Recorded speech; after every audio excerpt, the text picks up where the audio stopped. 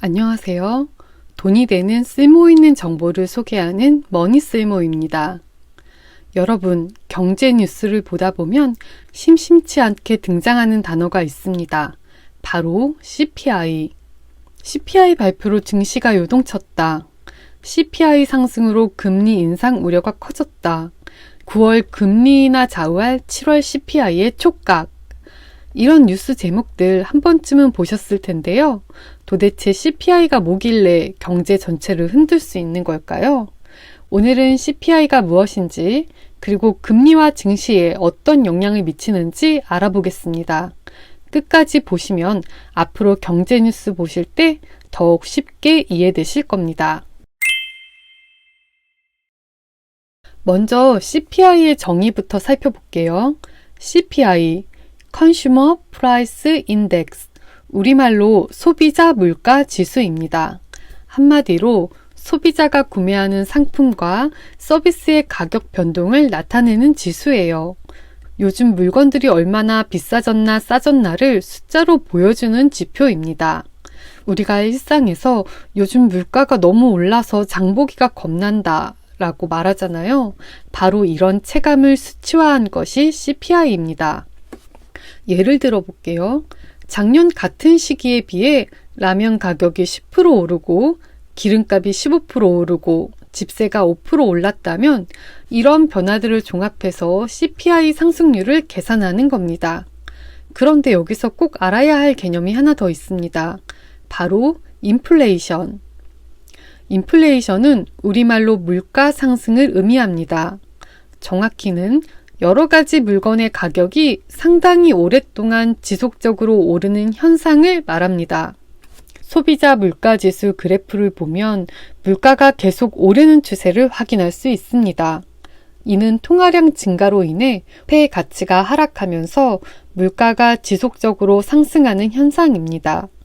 결국 같은 돈으로 살 수 있는 물건이 점점 줄어든다는 뜻이죠. 이를 구매력 약화라고도 합니다. 실제 사례를 들어볼게요.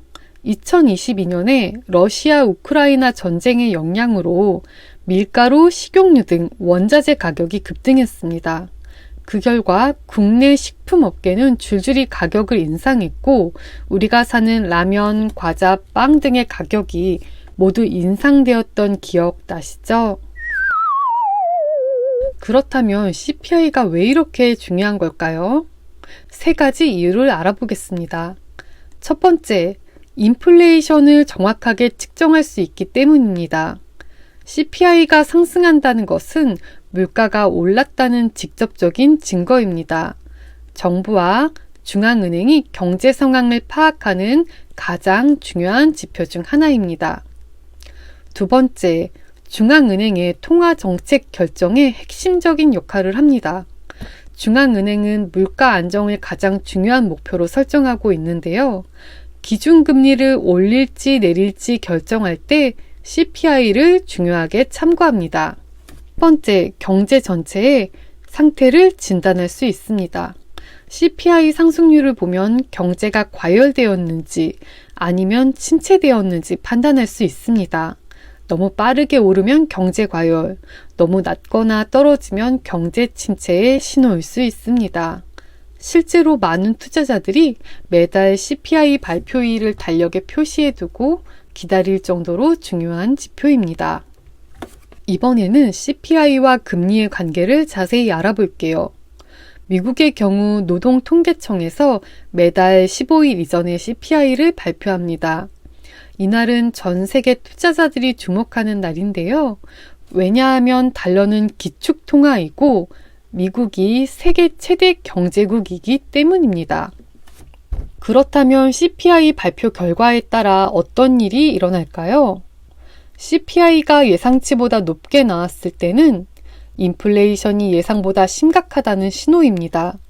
중앙은행이 기준금리를 인상할 가능성이 증가하고 금리 인상을 통해 경제 활동을 억제하고 인플레이션을 잡으려고 합니다. 반대로 CPI가 예상치보다 낮게 나왔을 때는 물가가 안정되거나 디플레이션 우려가 있습니다. 중앙은행이 기준금리를 인하할 가능성이 증가하고 금리 인하를 통해 소비와 투자를 촉진하려고 합니다. 여기서 중요한 점은 예상치입니다. 단순히 CPI가 높고 낮음보다는 시장 전문가들이 예상했던 수치와 비교해서 어떤지가 더 중요합니다. 예를 들어 CPI가 3%라고 해도 시장에서 3.3%를 예상했다면 오히려 좋은 소식으로 받아들여집니다. 이런 메커니즘을 이해한다면 경제 뉴스를 볼 때 그래서 금리가 오를 수도 있구나 하고 연결해서 생각하실 수 있을 겁니다. 이제 가장 궁금해하시는 부분, CPI와 주식시장의 관계를 살펴보겠습니다. CPI는 주식시장에 직접적인 영향을 미칩니다. 왜냐하면 금리 변화를 통해 경제활동 전반에 영향을 주기 때문입니다. 기본 원리는 이렇습니다. 금리가 하락하면 경제활동은 활성화되고 주식시장은 상승합니다. 반대로 금리가 상승하면 경제활동은 억제되고 주식시장은 하락합니다. 하지만 모든 주식이 똑같이 반응하는 건 아닙니다. CPI 상승 시 원자재, 부동산, 금융주 등은 금리 상승의 수혜주라 볼 수 있고 기술주, 성장주, 건설주, 배당주는 타격 업종이라고 할 수 있습니다. 투자자 입장에서는 어떻게 대응해야 할까요?